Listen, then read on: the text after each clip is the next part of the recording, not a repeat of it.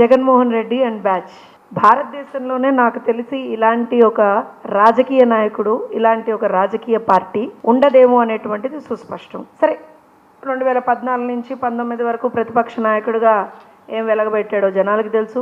2019 నుంచి 24 వరకు ముఖ్యమంత్రిగా ఏం వెలగబెట్టాడో జనాలకు తెలుసు. బాబు, నువ్వు దీనికి సూటుగావు, you are unfit to be. ఒక ముఖ్యమంత్రిగా నువ్వు అన్ఫిట్, ఒక ప్రతిపక్ష నాయకుడిగా నువ్వు అన్ఫిట్, ప్రాబబ్లీ అసలు రాజకీయాలకే నువ్వు అన్ఫిట్ అవుతావేమో ఫ్యూచర్లో అని అనుకుని చాలా ముద్దుగా ఆంధ్రప్రదేశ్ రాష్ట్ర ప్రజలు ఈడ్చి తన్ని 11కి సీమితం చేశారు. టీమ్ 11 సీమితం చేశారు. ఏం చేయాలి తర్వాత? బుద్ధి తెచ్చుకోవాలి.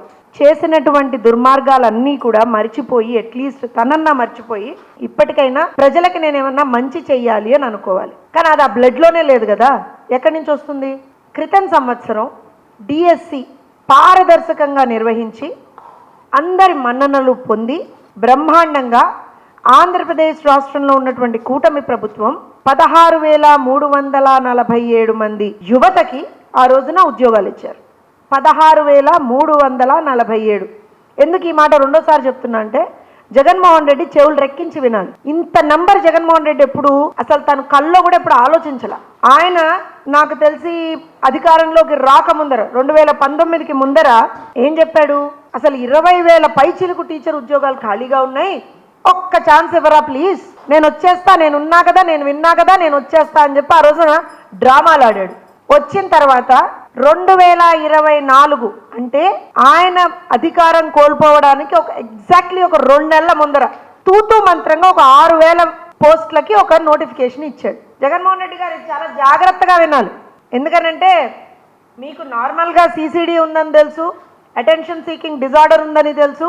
కాకపోతే ఈ మధ్యకాలంలో యామ్నీషియా కూడా వచ్చిందని చెప్పి మాకు ఈ మధ్యకాలంలోనే తెలిసింది. మీకు మతిమరుపు రోగం కూడా ఒకటి వచ్చింది. మీరేం చెప్పారో, మీరు ఏం చేశారో మర్చిపోయారు. కాబట్టి మీకు మళ్ళీ గుర్తు చేస్తున్నాం.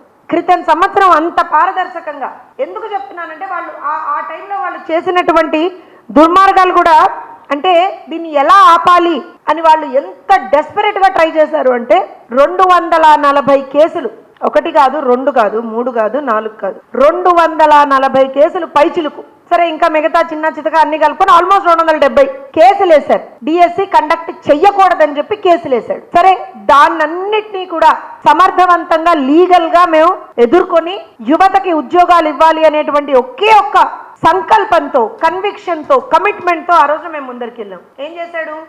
వెంటనే వీళ్ళు ఇంకా వినరు మాట అని చెప్పి వదిలేశాడు. బేసికల్ గా వదిలేశాడు. మేము సమర్థవంతంగా నిర్వహించాం. 16,347 మందికి మేము ఉద్యోగాలు ఇచ్చాం. అయిపోయింది. వాళ్ళకి సంబంధించినటువంటి ఆ ప్రక్రియ అయిపోయింది. సెలక్షన్స్ అయిపోయాయి, ఎగ్జామ్ రాశారు, సెలక్షన్స్ అయిపోయాయి, సర్టిఫికేట్ వెరిఫికేషన్ అయింది, జాబ్స్ వచ్చాయి, వాళ్ళ జాబ్స్లో జాయిన్ అయ్యారు. అక్కడ ఉన్నటువంటి ఆ జాబ్స్లో వాళ్ళు అత్యద్భుతంగా పర్ఫామ్ చేసి, పిల్లల్ని అత్యద్భుతంగా ట్రైన్ చేసి, పిల్లలకు అత్యద్భుతంగా మార్కులు వచ్చేలా చేసి, దేశ చరిత్రలో ఏ రోజున కని విని ఎరుగని విధంగా గవర్నమెంట్ స్కూల్ పిల్లలకి సంబంధించినటువంటి ఫోటోలు న్యూస్ పేపర్లలో మొట్టమొదటి పేజీలో పేపర్లలో మేము ఇచ్చాము. ఆ రోజున మేమంటే మేం కాదు, ప్రభుత్వం యాడ్ ఇచ్చింది.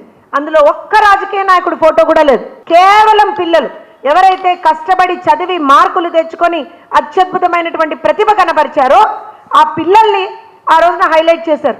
అయిపోయింది.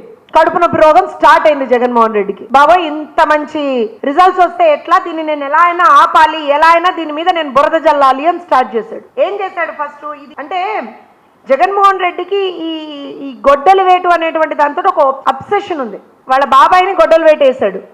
ఆ రోజు నుంచి స్టార్ట్ చేస్తే ఇవాళ యువత భవిత మీద కూడా గొడ్డలు వేటేసే ప్రయత్నం చేస్తున్నాడు. అసలు అంటే అందుకనే ఆ పార్టీకి గొడ్డల పార్టీ అని పేరు, ఆయనకి సైకో అని పేరు. ఏమన్నా అంటే చూసారా మమ్మల్ని తెలుగుదేశం వాళ్ళు ఇట్లా అంటున్నారు అంటాడు. బరాబర్ అనాలి మిమ్మల్ని. మీరు అసలు రాజకీయాల్లో ఉండడానికి అనర్హులు జగన్మోహన్ రెడ్డి గారు అండ్ ద పేటీఎం బ్యాచ్. ఎందుకనంటే అధికారం పోయింది, అయినా ఇంకా ప్రజల్ని పట్టుకొని పీడించాలి, వేధించాలి, యువతను నాశనం చెయ్యాలి అనేటువంటి ఆ పోకడ మాత్రం పోలేదు.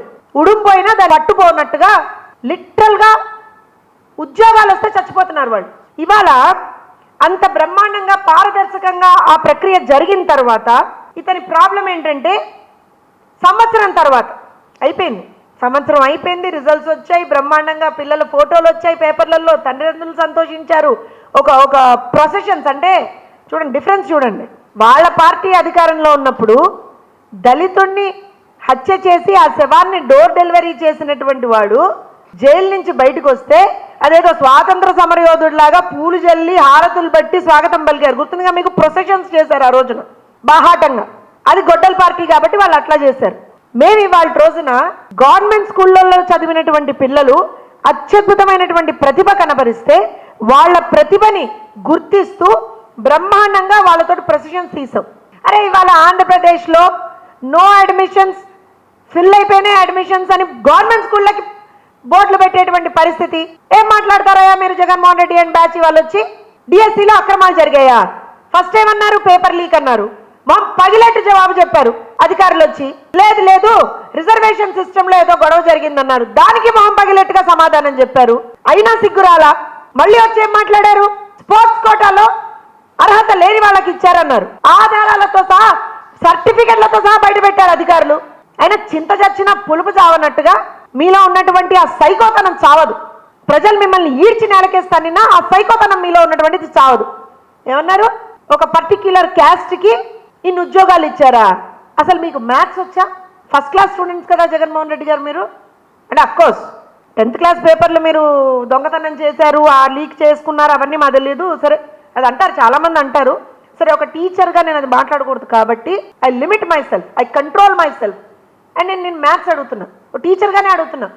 ఓసీ కోటా కింద ఓసీ కోటాలోనే ఉన్నటువంటి 42 సీట్లలో 9 పోస్టులు ఒక పర్టిక్యులర్ క్యాస్ట్, నువ్వు ఏడిచ్చచ్చేటువంటి ఒక పర్టిక్యులర్ క్యాస్ట్కి వస్తే వాళ్ళ అర్హత ప్రకారం వాళ్ళకు ఉన్నటువంటి మెరిట్ ప్రకారంగా వాళ్ళకు వస్తే ఎంతన్నా 372 మందికి ఇచ్చారా? ఏం కళ్ళు దొబ్బాయా? బుద్ధి లేదా? చదువుకోలేదా? నీ పార్టీలో అసలు ఒక్కడు కూడా చదువుకోలేదా? ఎంత ఇడియాటిక్ మాట అది. 372 మంది ఒకే కులాన్ని వాళ్ళకి ఇచ్చారా? ఏంటయ్యా నీ బాధ? యువతకు ఉద్యోగాలు వస్తే ఏంటి నీ బాధ? అసలు నీ ప్రాబ్లం ఏంటి జగన్మోహన్ రెడ్డి? వాళ్ళ రోజున ఫస్ట్ కేసులు వేస్తావు, తర్వాత పేపర్ లీక్ అంటావు, తర్వాత రిజర్వేషన్స్ అంటావు, తర్వాత స్పోర్ట్స్ కోటా అంటావు, తర్వాత క్యాస్ట్ కార్డు వాడతావు. అంటే యువతకు ఉద్యోగాలు రాకూడదా? నీ హయాంలో ఉన్నట్టుగా గంజాయికో లేదా మద్యానికో బానిసలైపోయి చచ్చిపోవాలా యువత? రోడ్లు పట్టుకొని పిచ్చోళ్ళలాగా తిరగాల? లేదా రేపులు చేసేసి లేకపోతే మర్డర్లు చేసేసి తిరగాల? ఇదా? లేదా నువ్వన్నట్టుగా రప్ప రప్ప రప్ప రప్ప అంటూ నరుక్కుంటూ తిరగాల? What nonsense is this? ఊరుకుంటున్నాం కదా, రోజు రోజుకి రెచ్చిపోతున్నారు అసలు. అరే 148 రోజుల్లో హిస్టారిక్ గా 148 రోజుల్లో అత్యంత పారదర్శకంగా ఒక ప్రాసెస్ చేసి and everything is on board, everything is transparent there, సర్టిఫికెట్లతో సహా ట్రాన్స్పరెంట్ గా ఉన్నాయి. అయినా నీకు కడుపు చల్లారు, నీలో ఉన్నటువంటి ఆ సైకోతనం పోదు. ఏదోటి ఏదోటి ఏదోటి ఏదోటి అనాల్సిందే. ఏంటయ్యా నేను ఇవాళ అడుగుతున్నా, జోనల్ కమిటీ, రాష్ట్ర కమిటీ, ఫైనల్ అపిలేట్ కమిటీ, 3 స్థాయిల్లో అపిలేట్ అథారిటీస్ని పెట్టావు. దాని మీద ఏదైనా అభ్యంతరాలు ఉంటే చెప్పండి అని. మొత్తం వచ్చినటువంటి ఫిర్యాదులు 33,830. ప్రతి ఒక్క ఫిర్యాదుని ఆ రోజున అధికారులు అడ్రస్ చేశారు. ప్రతి అభ్యర్థికి వాళ్ళకు ఉన్నటువంటి సమస్య వినిపించేటువంటి ఒక అవకాశం కల్పించారు. ఏం తప్పు చేశాం? ఎక్కడ పారదర్శకత లేదు? సిబిఐ ఎంక్వైరీ కావాలా? మీ బాబాయ్ మర్డర్ కేసు మీద సిబిఐ ఎంక్వైరీ ఆ రోజు అడిగావు, తర్వాత ఎందుకు యూటర్న్ తీసుకున్నావు? ఎందుకు నువ్వు చేసావని యూటర్న్ తీసుకున్నావా? అనకూడదు, మేమేం మాట్లాడకూడదు. అరే అధికారంలో ఉన్నాం కాబట్టి ఇవాళ రోజున ప్రతిదీ మేము ఎక్స్ప్లెనేషన్ ఇస్తున్నాం కదా అని బురద చల్లడం, ప్రతి దాని మీద బురద చల్లడం. అసలు ఒక మాజీ మంత్రిగా పనిచేసినటువంటి ఒక వ్యక్తి, మనిషి అనాలన్నా నాకు సిగ్గేస్తుంది. వాళ్ళ రోజున గుడివాడ అమర్నాథ్ అనేటువంటి ఒక వ్యక్తి ఏం మాట్లాడతాడండి? రాష్ట్ర హోంశాఖ మంత్రి గురించి ఇష్టారీతిన మాట్లాడతాడా? ఒక మహిళ గురించి. నీకు అక్క చెల్లెలు లేరు? నీ ఇంట్లో పెళ్ళం బిడ్డలు లేరు? నీకు నీ ఇంట్లో ఆడవాళ్ళు లేరు? నీ ఆడవాళ్ళని అలానే మాట్లాడితే నోరు మూసుకుంటావా నువ్వు కూడా? ఒక టీచర్గా చెప్తున్నా, నీలాంటి వాళ్ళని చంపలు వాయగొట్టాలి, పిచ్చిగా వాగినందుకు ఆడవాళ్ళ గురించి. దీన్ని ఏమంటారో తెలుసా? Outraging the modesty of a women.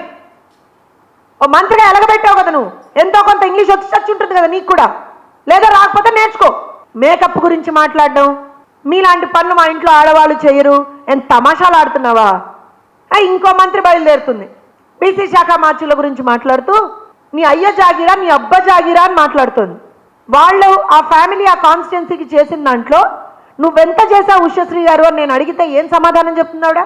Me party వాళ్ళు మీరు అధికారంలో ఉన్నప్పుడు పేదవాడికి పట్టెడు అన్నం పెట్టేటువంటి అన్నా క్యాంటీన్లని అన్యాయంగా అక్రమంగా దుర్మార్గంగా కూల్చేస్తే తన సొంత డబ్బులు పెట్టి 1000 రోజుల పైన అన్నా క్యాంటీన్ నడిపినటువంటి ఘనత సవితమ్మది. ఏ రోజునన్నా ఒక్కరికన్నా పట్టెడన్నం పెట్టావా ఉషశ్రీ? నువ్వు సవితమ్మ గురించి మాట్లాడుతున్నావు. ఎవ్రీ సింగిల్ డే వీళ్ళు చేసేది ఏంటి అంటే ఇదే. దానికి తోడు మళ్ళీ మేము వచ్చేస్తాం మొన్నే ఒప్పుకున్నాడు, నాది కాక్రోచ్, నేను కాక్రోచ్ అన్నాడు. సరే, మా ఎమ్మెల్సీ గారు శ్రీకాంత్ గారు చాలా బ్రహ్మాండంగా చెప్పారు, నువ్వు కాక్రోచ్ కాబట్టే ప్రజలు హిట్ వేసి నిన్ను తీసి అవతల బారేశారని చెప్పారు. నేను ఆ మాట కూడా అన్నట్ల, ఇంకా కాక్రోచెస్ ఎక్కడ కనపడ్డా చంపి అవతల బారేస్తాం. కాక్రోచెస్ ఎక్కడ కనపడ్డా చంపి అవతల బారేస్తాం మన ఇంట్లో. ఎందుకంటే దానివల్ల రోగాలు వస్తాయి. లిటరల్గా ఇవాళ రోజున ఆంధ్రప్రదేశ్ రాష్ట్రానికి ఒక రోగంలాగా తయారైంది ఈ పార్టీ. వాళ్ళ ప్రభుత్వం ఉన్నప్పుడు ఏ రోజున ఒక ఉద్యోగ నోటిఫికేషన్ ఇచ్చినటువంటి దాఖలాలు సరిగ్గా లేవు. చేసినటువంటి లాస్ట్లో చేసినటువంటి గ్రూప్ 1 కూడా ఏ రకంగా చేశాడో అందరికీ తెలుసు. ప్రైవేట్ సంస్థల్ని రానివ్వలేదు, వచ్చిన సంస్థల్ని రాష్ట్రం నుంచి వెళ్ళగొట్టేశారు. యువతని మద్యానికి బానిసగా చేశారు, గంజాయికి బానిసగా చేశారు. సరే, ఇప్పుడు ఫైనల్గా నేను మాట చెప్తా. అందరూ ఆలోచిస్తున్నారు, ప్రజలు కూడా చాలామంది ఆలోచిస్తున్నారు, ఏమొచ్చి చచ్చింది జగన్మోహన్ రెడ్డి అండ్ బ్యాచ్కి, అయిపోయింది సంవత్సరం తర్వాత ఇప్పుడెందుకు ఈ డిఎస్సి తీసుకొచ్చాడు, ఇప్పుడెందుకు డిఎస్సి తీసుకొచ్చాడు? పేపర్ లీక్ అన్నావు కదా, మరి ఆ రోజున ఏం చేసావు? ఈ అభ్యర్థులందరూ ఆ రోజున నువ్వు చూపించే ఈ అభ్యర్థులందరూ ఆ రోజు ఏం చేశారు? ఆ రోజు కనపడలేదా మీకు? కళ్ళ గంతలు కట్టుకున్నారా? అయితే వినపడలేదా మీకు? చెవుల్లో సీసాలు పోసుకున్నారా?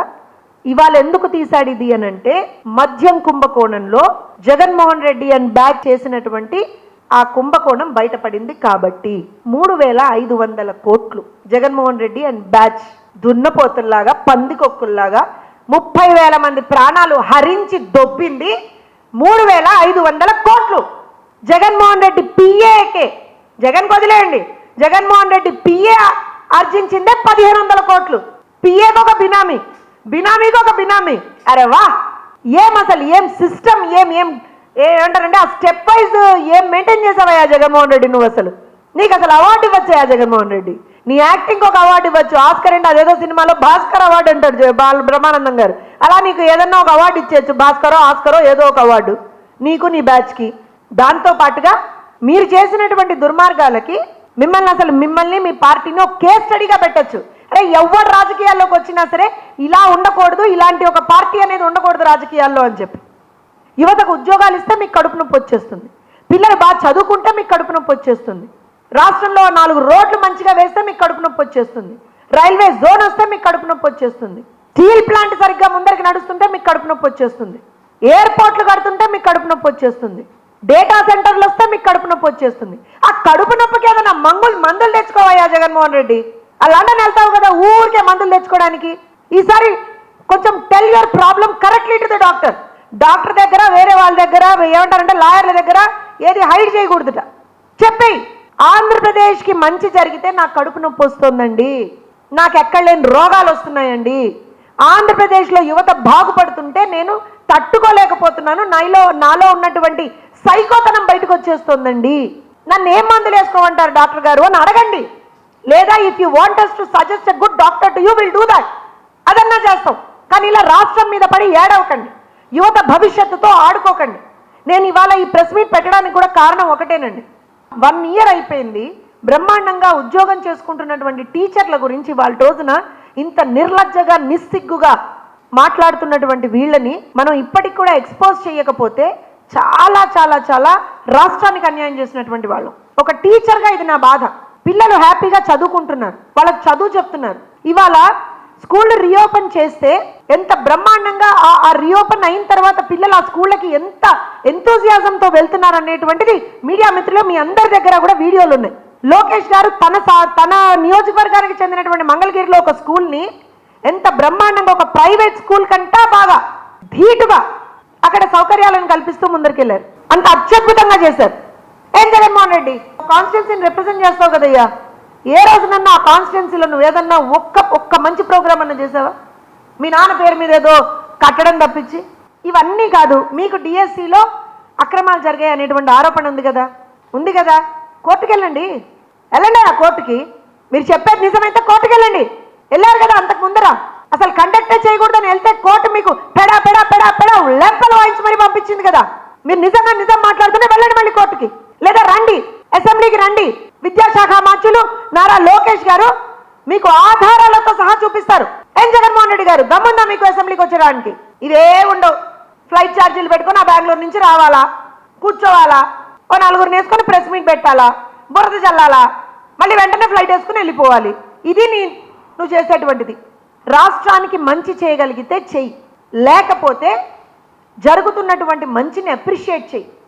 అది కూడా నీకు ఇష్టం లేకపోతే సరే ఏదో ఒకటి ప్రజలకి మంచి జరుగుతుంది కదా అని చెప్పి నోరు మూసుకొనన్నా కూర్చోండి. ప్రజలకు అన్యాయం చేద్దామని చూస్తే మాత్రం ప్రభుత్వం ఊరుకోదు, తెలుగుదేశం పార్టీ శ్రేణులు ఎవ్వరూ కూడా ఊరుకోరు. టీచర్లని మీరు అవమానించారు. మద్యం షాపుల దగ్గర టీచర్లను కాపలా పెట్టారు. మీరు టీచర్లతో టాయిలెట్లు కడిగించారు. మేము ఇవాళ టీచర్లకు అత్యద్భుతమైనటువంటి ఒక అవకాశాన్ని కల్పించి వాళ్ళకి అత్యంత గౌరవం ఇస్తున్నాం. గురువుని గౌరవించేటువంటి సాంప్రదాయం నీకు లేదు జగన్మోహన్ రెడ్డి, మాకుంది, మా ప్రభుత్వానికి ఉంది. అందుకే చెప్తున్నాం, చిత్తశుద్ధితో పనిచేస్తున్నాం. చిత్తశుద్ధితో పనిచేసి డిఎస్సి పారదర్శకంగా నిర్వహించి 16,347 మందికి మేము ఇవాళ రోజున ఉద్యోగాలు ఇచ్చాం. వాళ్ళు అత్యద్భుతంగా పర్ఫామ్ చేసి పిల్లలకి రిజల్ట్స్ తెప్పించారు.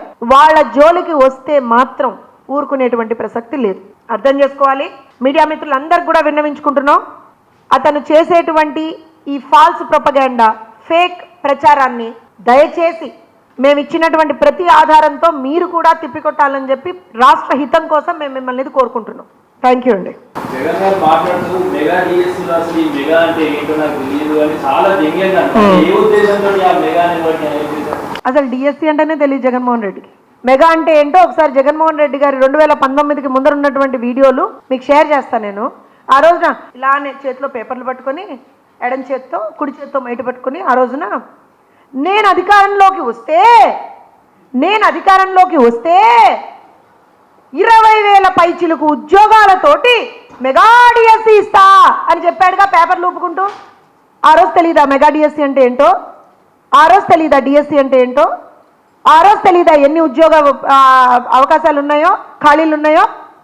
మరి ఏం చేశారు వాళ్ళు అధికారంలోకి వచ్చిన తర్వాత? 2019 తర్వాత 2024 ఆల్మోస్ట్ మార్చ్ వరకు ఏం చేశారు? గాడిదలు కాసారా? ఎన్ని ఉద్యోగాలు ఇచ్చాడు? ఎన్ని టీచర్లు, ఎంతమంది టీచర్లను రిక్రూట్ చేశాడు? అరే సిగ్గుండాలండి. టీచర్లను తీసుకుపోయి మందు షాపుల ముందర నిలబెట్టాడు.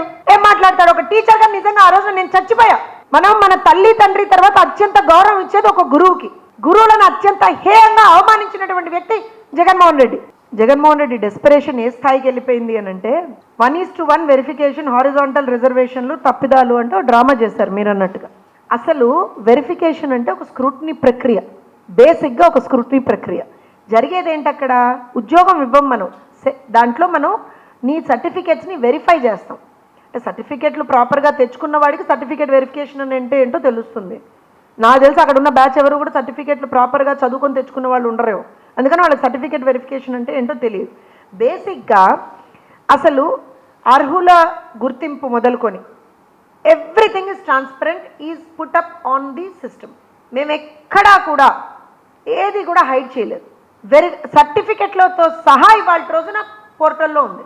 జగన్మోహన్ రెడ్డి గారికి నిజంగా చిత్తశుద్ధి ఉంటే, జగన్మోహన్ రెడ్డి గారికి నిజంగా చదువుకున్నాను అనేటువంటిది ఒకటి ఉంటే వెళ్ళి చూసుకోమని చెప్ప.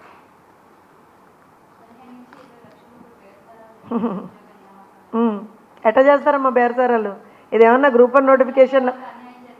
నేను అదే చెప్తున్నాను, ఎలా చేస్తారు బేరసారాలు అంటున్నాను. పేపర్ లీకేజ్ అన్నాడు ఇలానే. బేసిక్గా అది సిబిటి మోడల్లో జరిగినటువంటి ఎగ్జామ్. అసలు అక్కడ పేపర్ లీకేజ్కి ఆస్కారం లేదు అని చెప్పి బయటకు వచ్చింది. మీరందరూ కూడా పక్కన నవ్వారు. సరే ముందర నవ్వకపోయినా పక్కకన్నా వెళ్ళి మీడియా వాళ్ళు కూడా నవ్వుకున్నారు. ఏంటయ్యా ఇంత పిచ్చిగా మాట్లాడుతున్నాడు ఏంటి జగన్మోహన్ రెడ్డి అని చెప్పి. తర్వాత నెక్స్ట్ వచ్చిన తర్వాత ఇప్పుడు ఏమన్నాడు? 15 నుంచి 20 లక్షలు ఇచ్చారు. ఎక్కడి నుంచి ఇస్తారు? దేనికి ఇస్తారు? ఎవరికి ఇస్తారు? స్పోర్ట్స్ కోటాలో ఎవరి దగ్గర అయితే ఆ కన్సర్న్డ్ స్పోర్ట్స్కి సంబంధించినటువంటి రిజిస్టర్డ్ రికగ్నైజ్డ్ స్పోర్ట్స్కి సంబంధించినటువంటి సర్టిఫికేట్ ఉండి వాళ్ళు మెరిట్లో ఏ ర్యాంకులో ఉన్నారో చూసి వాళ్ళ ప్రకారంగా వాళ్ళకి ఉద్యోగం వచ్చింది. అందులో ఏముంటుందమ్మా? And that list is online కదా, లిస్ట్ ఆన్లైన్లో ఉంది కదా. ఇప్పుడు దేనికి సిబిఐ విచారణ జరిపించాలి? దేనికి సిబిఐ విచారణ జరిపించాలి? జగన్మోహన్ రెడ్డి గారి బాబాయ్ గారిని ఆయన చంపినప్పుడు కూడా ఇదే మాట అన్నాడు. ఎందుకంటే అప్పుడు మేము అధికారంలో ఉన్నప్పుడు మాకు ప్రభుత్వం మీద నమ్మకం లేదు, సిబిఐ విచారణ జరిపించాలి అన్నాడు. తర్వాత వాళ్ళ అధికారంలోకి వచ్చిన తర్వాత ఏం చేశాడు? తుచ్ నో సిబిఐ, నేనే చూసుకుంటా అన్నాడు. ఏమైంది? అయినా మనం చాలా ఎక్కువ ఎక్స్పెక్ట్ చేస్తున్నాం జగన్మోహన్ రెడ్డి దగ్గర నుంచి. అనకూడదు కానీ సొంత చెల్లెల్నే రోడ్ల మీద కీడ్చి వాళ్ళు కట్టుకున్నటువంటి చీర రంగు దగ్గర నుంచి కూడా ట్రోల్ చేయించినటువంటి ఒక దుర్మార్గుడు జగన్మోహన్ రెడ్డి. ఆయన నుంచి you can't expect anything better then this. So Andhra Pradesh రాష్ట్ర ప్రజలకి, యువతకి ఒకటే విజ్ఞప్తి, అతను చేసేటువంటి ఈ పిచ్చి ప్రేలాపనలకి, ఈ పిచ్చి మాటలకి, ఈ పిచ్చి ఫేక్ ప్రొపగాండాలకి మీరు ఎక్కడా కూడా ఏ విధంగా కూడా ఇబ్బంది పడకద్దండి. అసలు ఆలోచన చేయొద్దండి. మాట్లాడుకుంటూ ఉంటారు. అధికారం లేదనేటువంటి ఒక బాధలో, ఫ్రస్ట్రేషన్లో, డెస్పరేషన్లో జగన్మోహన్ రెడ్డి ప్రజల మీద కక్ష కట్టి వాళ్ళకి ఏ మంచి జరగకూడదని మాత్రమే ఆలోచన చేస్తున్నాడు. ఇంకేమీ లేదు.